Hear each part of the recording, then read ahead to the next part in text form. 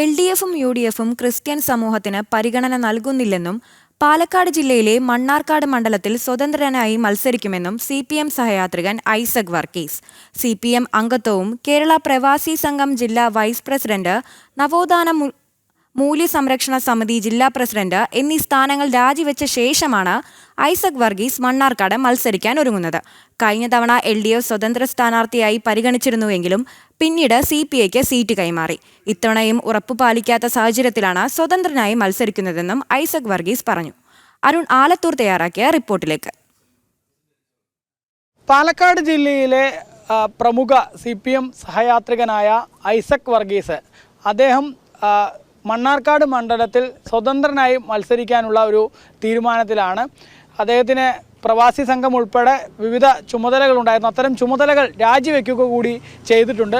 പ്രത്യേകിച്ച് ഈ LDFിൻ്റെ ഭാഗത്തു നിന്നും അതുപോലെ UDFിൻ്റെ ഭാഗത്തു നിന്നൊക്കെ ക്രിസ്ത്യൻ സമൂഹത്തെ പരിഗണിക്കുന്നില്ല എന്നുൾപ്പെടെ പരാതിപ്പെട്ടുകൊണ്ടാണ് അദ്ദേഹം ഈ ചുമതലകളിൽ നിന്ന് രാജിവെക്കുകയും ഒപ്പം തെരഞ്ഞെടുപ്പിൽ മത്സരിക്കാൻ ഒരുങ്ങുകയും ചെയ്യുന്നത്. അദ്ദേഹം ഇപ്പോൾ ചേരുന്നുണ്ട്.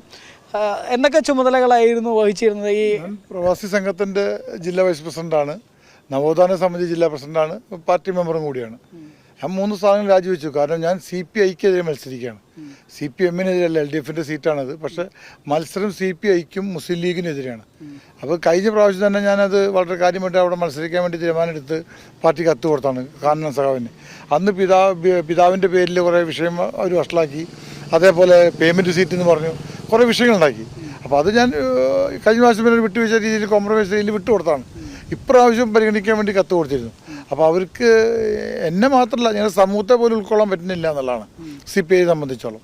അപ്പോൾ അതിനെതിരെ ശക്തമായി സ്വതന്ത്രമായി മത്സരിക്കാൻ തന്നെയാണ് എൻ്റെ തീരുമാനം.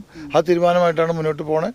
അതുകൊണ്ടാണ് ഞാൻ പാർട്ടി സ്ഥാനങ്ങൾ വഹിക്കാൻ പറ്റാനും LDFിൻ്റെ മുഖ്യധാരയിൽ നിൽക്കുന്നത് CPM ആണല്ലോ. CPMൻ്റെ പ്രവർത്തകനായി ഞാൻ ഒരിക്കലും മത്സരിക്കാൻ പാടില്ല. അപ്പോൾ അതുകൊണ്ട് CPIക്കെതിരെ മത്സരിക്കാൻ തീരുമാനിച്ചതുകൊണ്ട് ഞാൻ പാർട്ടി സ്ഥാനം രാജിവെച്ചാണ്. ഈ പാർട്ടിക്ക് വേണ്ടി ഒരുപാട് ചെറുപ്പം മുതലേ SFIയിലൂടെയൊക്കെ വന്നാണ് തോന്നുന്നു. പക്ഷേ എന്നിട്ടും വേണ്ട ഒരു പരിഗണന നൽകിയില്ല എന്നുള്ളതാണ്. എന്താണ്, അതായത് വിവിധ ചുമതലകൾ നൽകി, പക്ഷേ ഈ തെരഞ്ഞെടുപ്പിലേക്ക് വരുമ്പോൾ കഴിഞ്ഞ തവണയും വലിയ രീതിയിൽ അങ്ങയുടെ പേര് മണ്ണാർക്കാട് ഉയർന്നു കേട്ടിരുന്നു.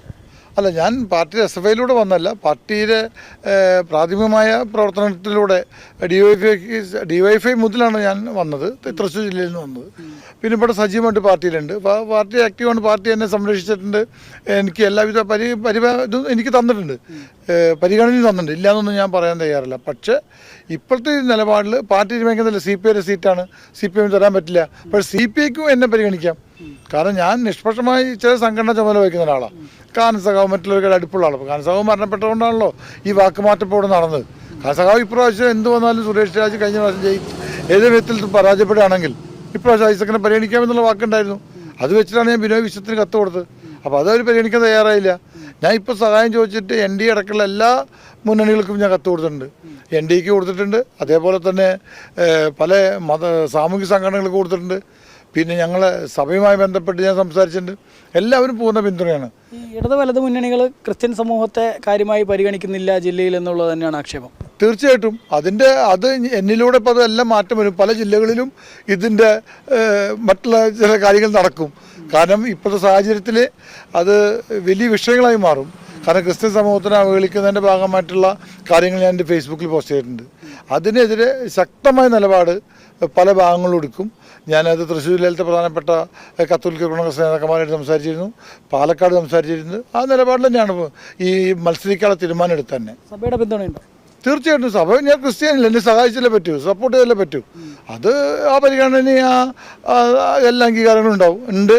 അതിപ്പോൾ ഞാൻ ഉറപ്പിച്ച് പറഞ്ഞ കാര്യമില്ല, അത് ഉണ്ടാവാനിരിക്കില്ലല്ലോ. മണ്ണാർക്കാട് പോലത്തെ മണ്ഡലത്തിൽ സഭയ്ക്ക് വലിയ പ്രാധാന്യം ഉണ്ടല്ലേ? കൃത്യമായ ഞങ്ങൾക്ക് 32,000 വോട്ടുണ്ട്. ആ കൂടിയുള്ള 160 1,60,000 വോട്ടാണ് പോൾ ചെയ്യണത്.